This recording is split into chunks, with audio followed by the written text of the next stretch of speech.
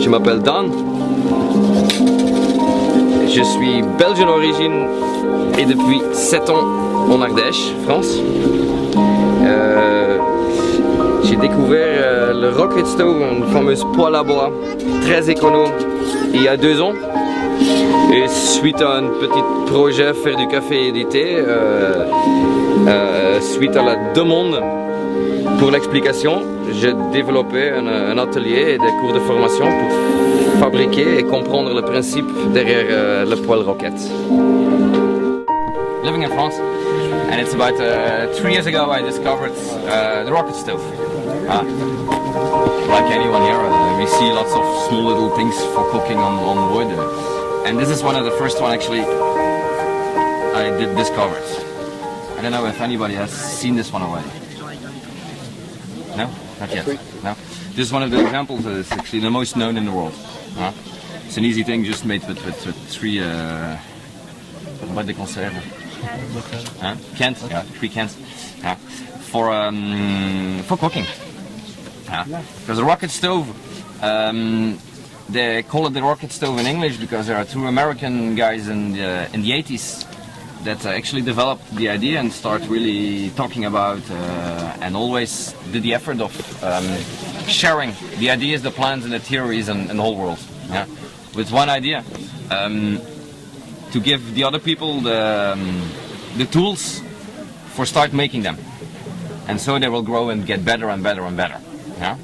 So where am I right now? The big one over there, and these things are based on a plan with the guys who started in the 80s, so that's making about 30 years experience for achieving making these kind of cooking engines.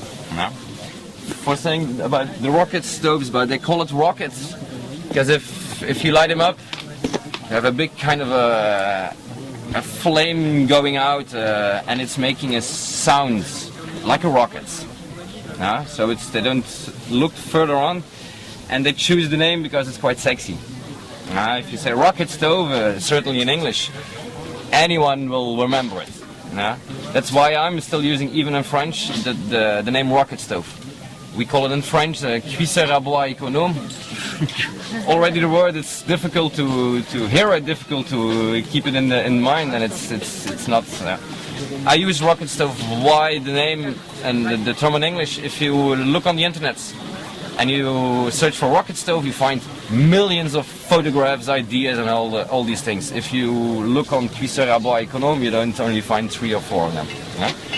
We see lots of these kinds of stoves here, because this is finally one of the big festivals where we do really everything without gas. All these things are based on the same principle. So they all work.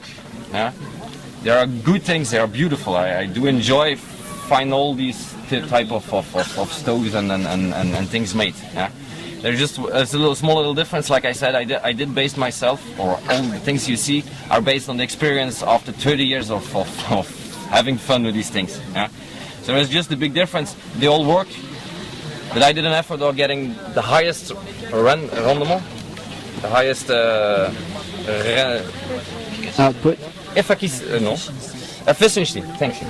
Efficiency for having for less consumption. So very little wood, and almost no smoke. That's actually the idea. Like I said, the 2 guys made it and start working on it and called it the rocket stove in the 80s. On the other hand, the principle, it's more than 5,000 years old. This is not new. This is something that we already used. And still today there are lots of groups, tribes, for example in Afghanistan. Still tribes are cooking and making their tea in the afternoon in the same way.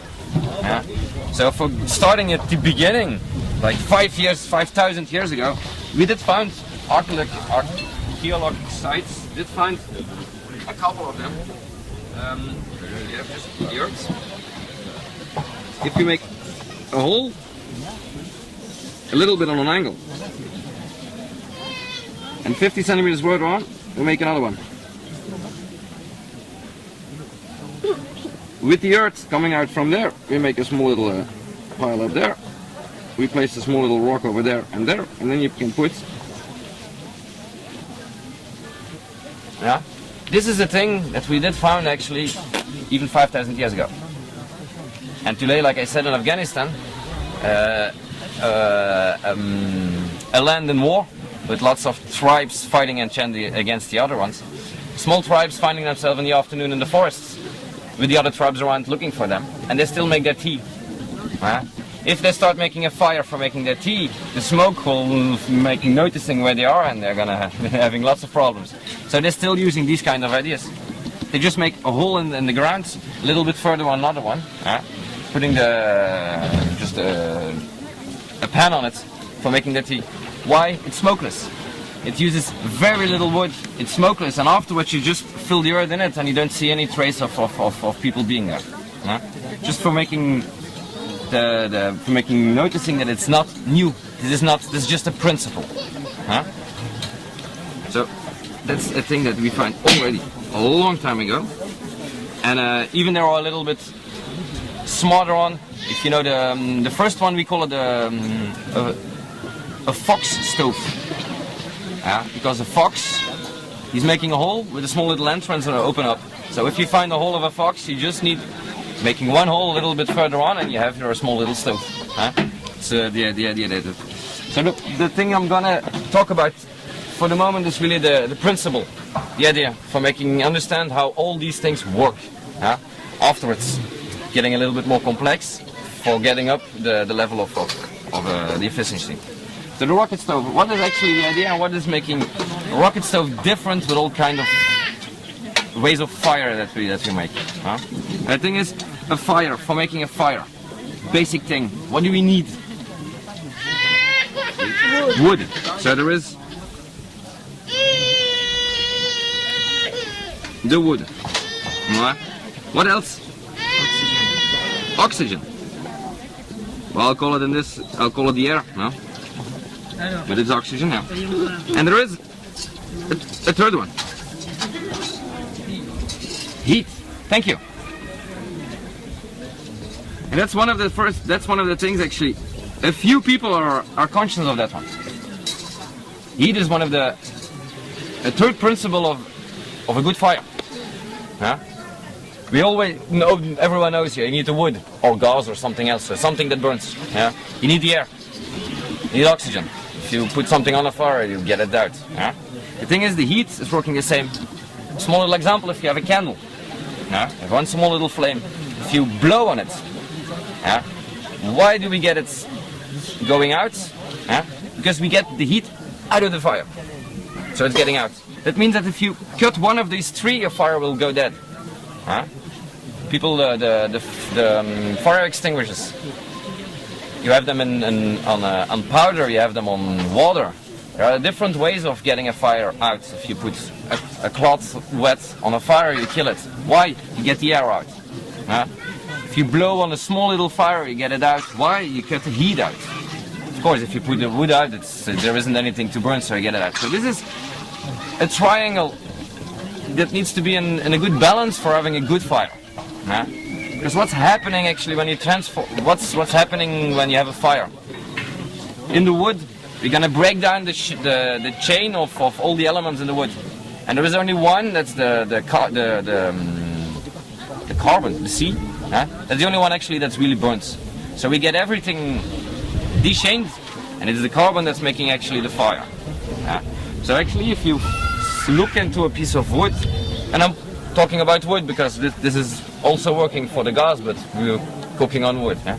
So if you see a piece of wood having a flame on it, the flame actually is not touching the wood. The flame is just finding itself just above. So actually what's happening, we transform the wood into a gas. This gas mixed with air, is giving a good combustion. And the heat will keep the flame going. So it's not the wood actually that's burning. There is a process in the middle. We're turning the wood into a gas for having the combustion being complete. So for a small little piece in a candle, for example, you have one little flame, it's not smoking. So that means there is a very good balance. There is enough air getting in, there is something good that burns, and there is enough heat for keeping the fire going. If you make a big fire with lots of wood, the thing is we'll have lots of heat. when it's big enough, when it's hot enough. Yeah?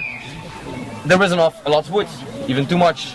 Problem is there was always the air that's missing. So if you make a big fire in the middle, yeah, a big one, the air will come along, give a little bit to the fire, but will go up by the heat.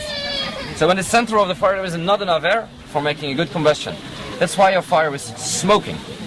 Because what is this smoke actually? That's just the leftover with all the carbon elements still in the air. So his smoke is actually still a combustion, a gas that is still burnable, but we lose it. So a fire that smokes is actually a fire that burns very bad. We lose lots and lots and lots of energy. So what do we do for actually, that's where the rockets actually change a little bit of the idea, for respecting this triangle. So if we start making a small little fire, I don't have the red, so then my line. There you go. We have just a small little fire and a small little piece of wood that is burning actually. Do it in blue. A small little piece of wood that is burning, because we don't need much. So what do we do for getting it? The wood is in place. Yeah. The air we're not living in space, so there is air around, so that's no problem. For getting the heat up, what's the most easy thing to do? Close it down and have it small in a small little compartment. Huh? So we create a little bit of a place around, and for getting the heat a little bit more up,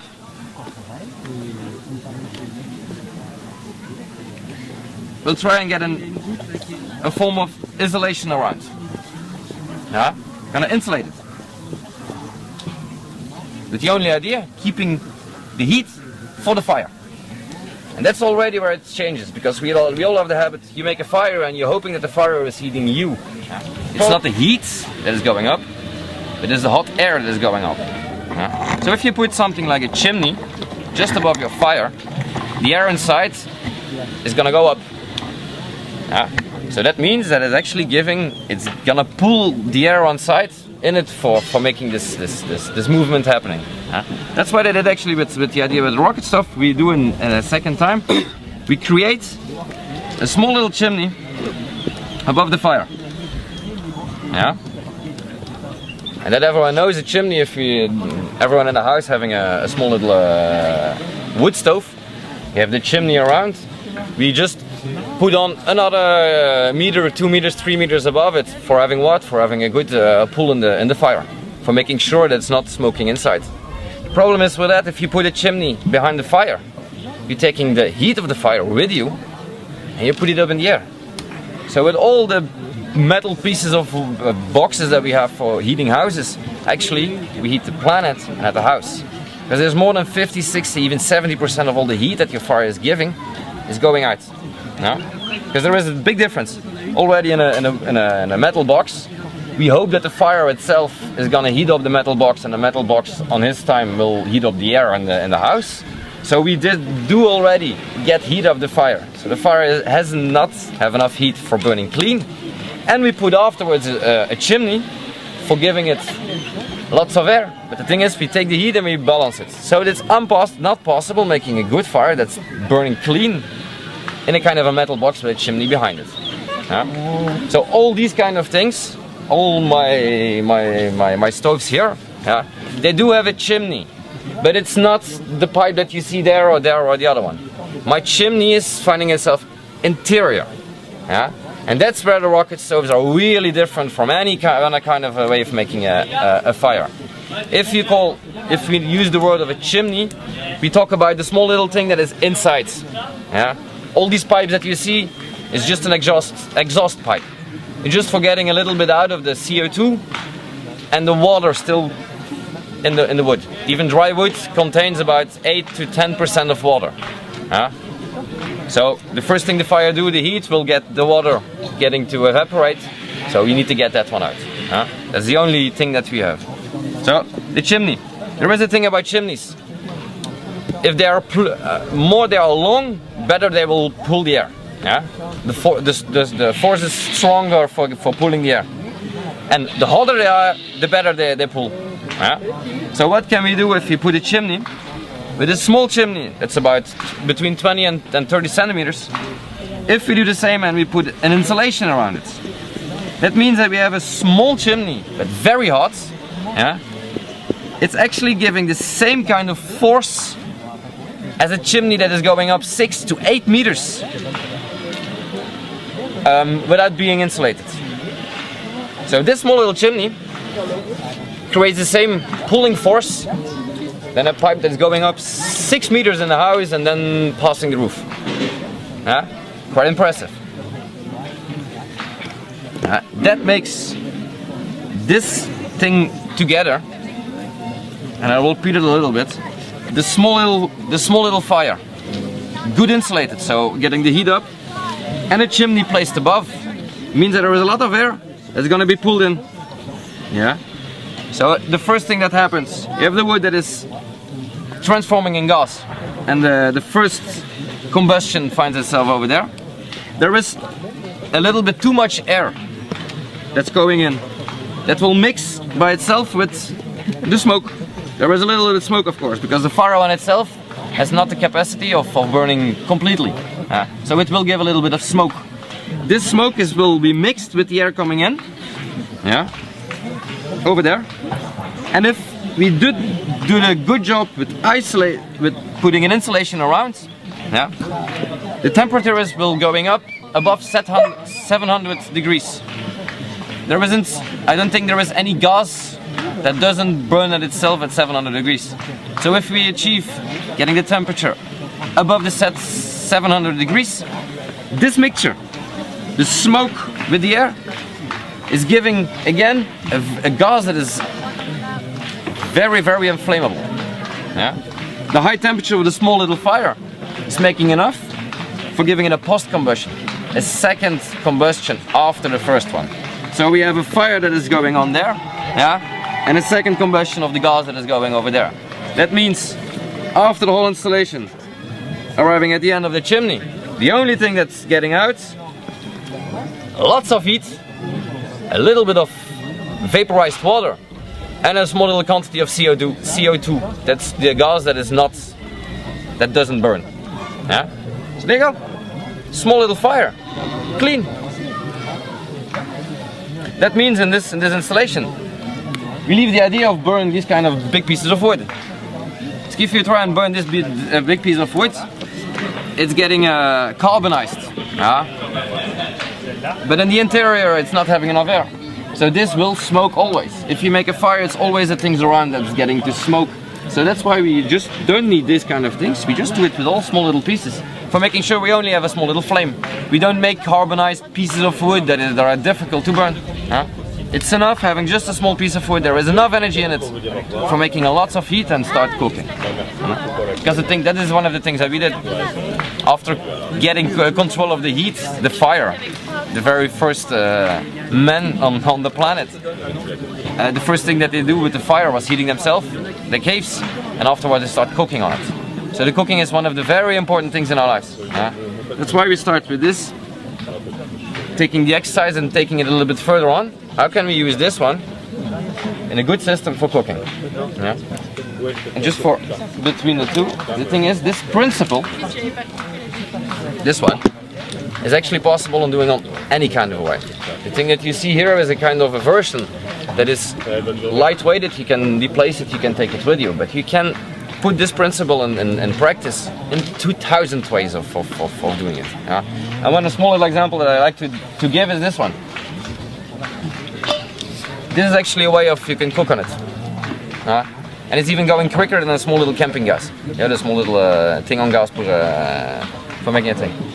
What I did, I put these 3 pieces of wood in a way that I created a small little chimney in the interior. I make a small little fire on the bottom. 5 or 10 minutes later, you will have the whole pieces of wood there will start burning. That means that I have a small little chimney. It's getting very hot. It means that it's giving lots of air that's coming in. If you put 3 small little rocks on it for not making it dead, you put your thing in, you will create a small little chimney with this beautiful little flame with almost no wood. and very hot. So this is actually an example of the whole principle put in practical. Very easy, and this is working. Huh? You can do the same with if you put 3 stones. Put the third one over there. The same thing, you make a small little fire over there. It's taking a little bit more time because all the energy of the fire will start heating up the rocks before the chimney is hot enough for really creating the effect of having the second combustion after the first one. So we need to pass 700 degrees. A small example of that is the engine on gasoline. There isn't any ignition in it. We just compress the gas until it's getting up about 600 degrees and then it explodes on its own. The same idea. Any gas will burn for itself once up to 700 degrees. You can have, of course, not the first 10 minutes. The thing is, that's difficult with the stones because they're eating all the heat before getting hot. So before having them hot enough for creating the real chimney that's hot enough, it's taking lots of time. The wood, on the other hand, this will start burning, especially because it's a small little point, you know. So it burns easily. So if you have a small little chimney on fire, that's quite a hot chimney, and it's going easily up to 600, 700 degrees just inside. So this is quite giving a very good combustion, and if quite after 10 minutes it stops almost smoking. So it is possible of creating out of that. Of course, afterwards we start playing with things. How can we do this one with recuperation materials that we found? And the first thing that we do is these kind of cans, you know. So this is actually this is a very good example of a real rocket stove that it's functional.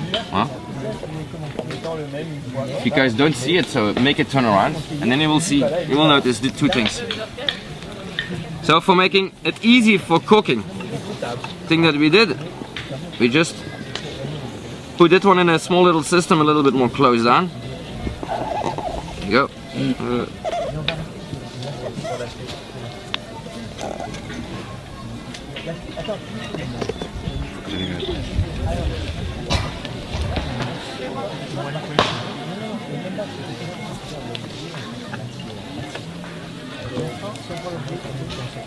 So in the 80s, like I said, there were 2 guys working on that one. You have, I don't know if I noted down, yeah, Winiarski, and there was another one that's called Evans. There are 2 guys, quite good friends. They actually had the same thing as as I do have. You discover that one and whoa, it's amazing, and so they went along. And there was one actually that concentrated himself on a cooking device, actually for helping people in poor countries, giving them new ways of cooking with less wood, for helping all the wives, all the women walking miles and miles and miles for looking for the wood for cooking. So if you can give them a working tool that uses less wood and doesn't smoke in their houses all the time, it's actually a big advancement in their life. That was the idea why they started working on it. But they had a conflict. One guy was actually working with the system where you put the wood and that kind of a way in it. And the other one was actually more curious, how can we use this system on heating a house?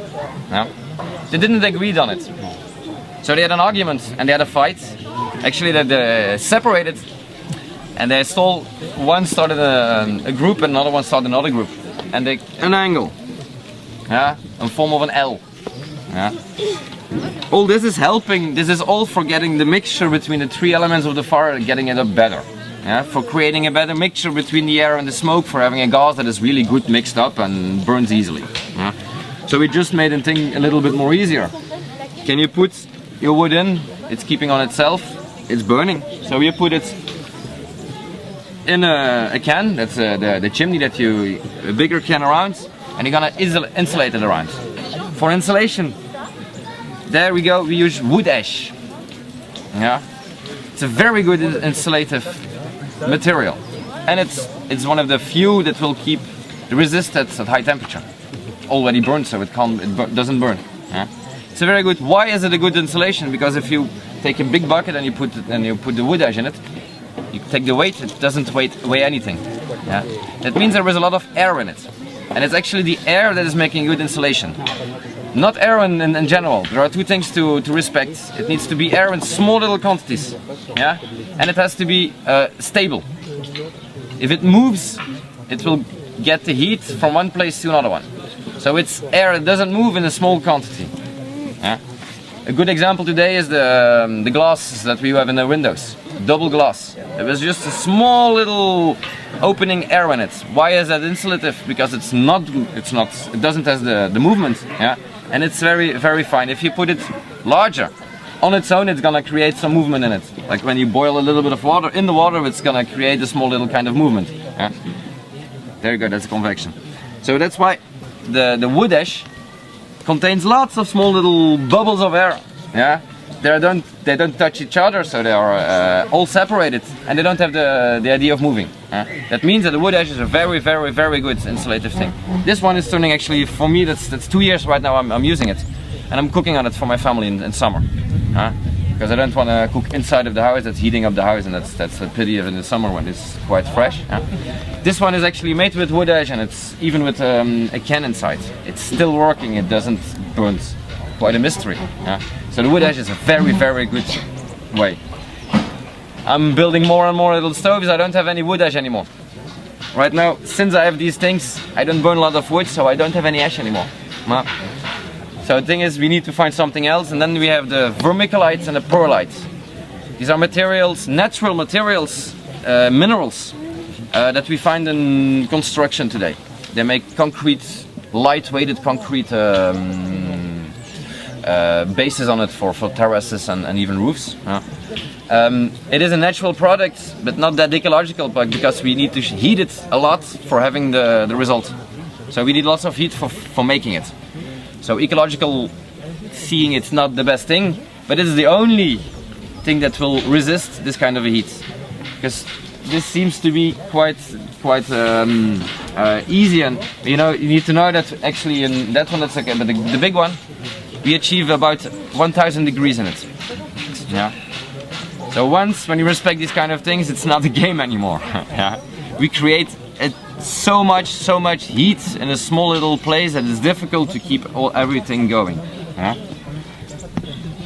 Are there any questions? No.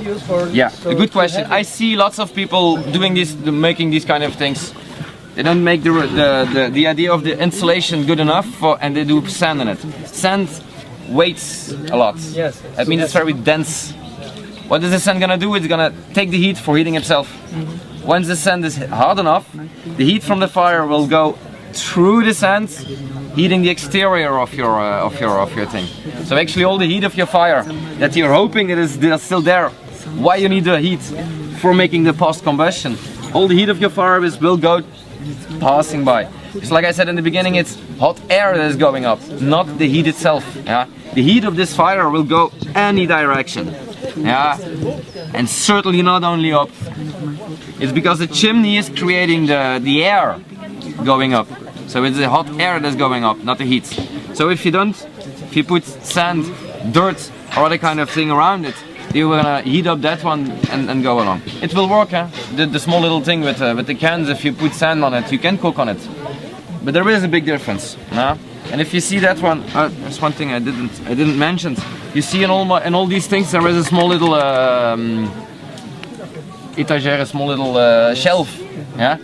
Why is that one? That's just for helping actually the good mixture. If you put a shelf on it, yeah, the wood is actually holding air. Because the shelf is just stops there at the beginning of the chimney. That means the air is passing under it and feeding exactly there where you want it. Only the small little fire. I don't know, yeah, there is a piece of wood that burned the next because they're going out my stoves, yeah. If you look at this one, what's happening? I'm only actually burning the tip of the wood. Yeah? That means that I'm the one that is helping getting the wood in. So if after 5 minutes, if you don't look, the thing is just going out. Yeah. That's why the small little shelf is in there, for keeping the wood on a little bit from the thing. The air can pass under it, feeding the fire. Yeah, and there is more air that is coming in than the fire needs itself. It will mix with the smoke. Yeah, and if that one is once it is hot enough, it will create the second combustion in the chimney, for having the result on the end, a complete clean fire with lots of heat. Yeah? That's why the shelf is there. The second thing that is important, there is a reason why they do it in this kind of an angle.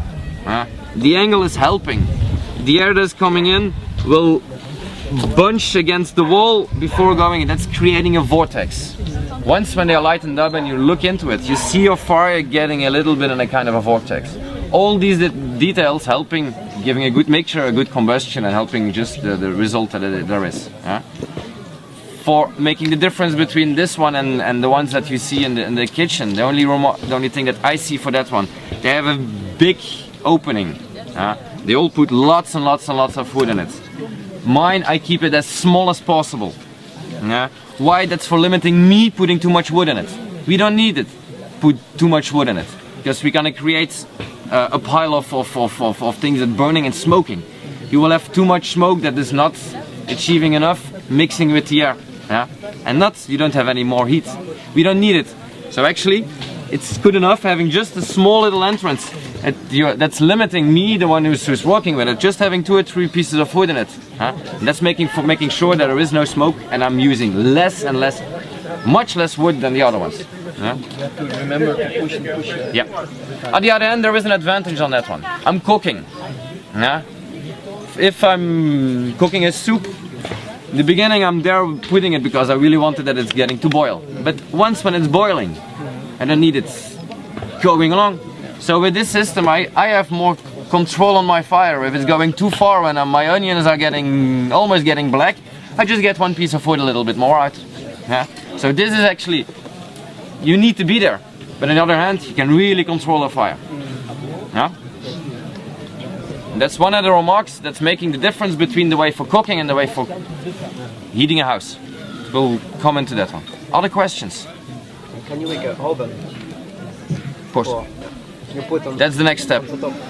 So is this actually clear as a principle? So there are just the first 2 principles actually the most important. We insulate a small little fire and we place a chimney on it. It's the 2 basic principles of any rocket stove or cuisseur à bois. So if you don't know that one, all the ones that you see are quite respectable in their kind of a way. But they still use quite a little bit of wood. That's why, if you see that one, it has actually the same diameter as this one. That seems not to be just a small little thing to play. No, you really can cook on that one. Why is this working a little bit better? Because this one is really my cooking device for even a family with 2 kids. Why is this working? It's a little bit, the dimensions are a little bit better. The small little chimney in the interior is higher than that one. Meaning that it's a little bit higher, it's giving more air coming in, it's creating more heat. So this one is just working a little bit better than that one, but as you see, there is not any more place for putting the wood in. This is working for cooking. Afterwards, that one is a section a little bit more bigger, because there you go, there is 20 liters of water in it, and the idea is of really getting it to boil as soon as possible. So we get a little bit of an opening. And still even, that one is even smaller than the machines they use for cooking. Then the biggest one that you see over there, that's on a 115. That's more than enough for cooking a big pot like that contains 60 liters. It's all about playing with the minimum possible. The idea is reducing the wood consumption and especially making a clean fire. This is clear about the idea?